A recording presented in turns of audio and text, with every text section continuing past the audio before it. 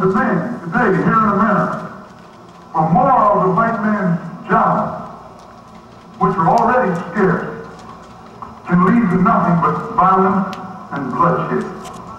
It may even lead to a race war, a bloody race war. And it is the government itself that is now drafting the people of this country into a racial bloodbath. Government policy is doing nothing but instigating the two races toward nothing but a clash, a racial bloodbath. But what white people in this country should be made to understand, this is a new day. And our people, this generation, is a new people. That old Uncle Tom type Negro is dead. He's gone. Tom is gone. Our people have no more fear of anyone. They have no more fear of anything. We're not afraid to go to jail. We're not afraid to give our very life itself. And what's most important, we're not afraid to take the life of those who try and take our life.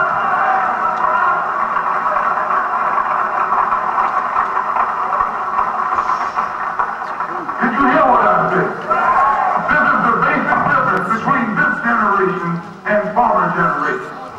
We'll give our life just like that. But not only will we give it, we'll take the life of the one who's trying to take our life. We believe in a fair exchange. We believe in an eye for an eye, and a tooth for a tooth, and a head for a head, and a life for a life. That's justice. There's nothing wrong with that. An eye for an eye, and tooth for a tooth, and an arm for an arm, and a head for a head, and a life for a life.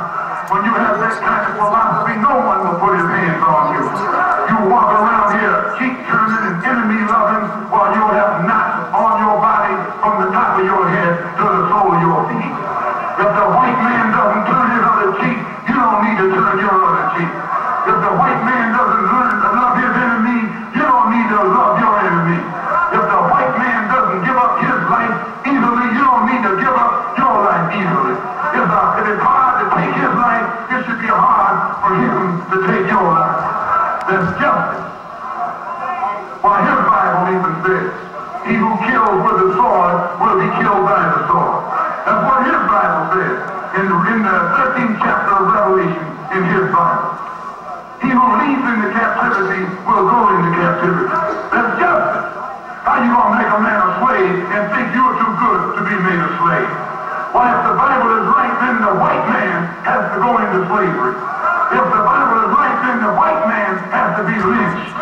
If the Bible is right, the white man has to be made to suffer the same things that our people have suffered. It's justice. And if this is the price of freedom, we won't hesitate to pay that price. By trying to oppose the divine solution that God has given to the American government will actually provoke another civil war. And by that I mean, this government will provoke a civil war among white people by trying to force white people to give their jobs to our people. And our people will provoke a race war by trying to make white people give up their jobs. Don't you mislead yourself. If the government tries to force them to give us jobs, the government's going to have a civil war. And if you try and force them to give up their jobs, you're going to make up a race war. These are facts. Idiots can see through these.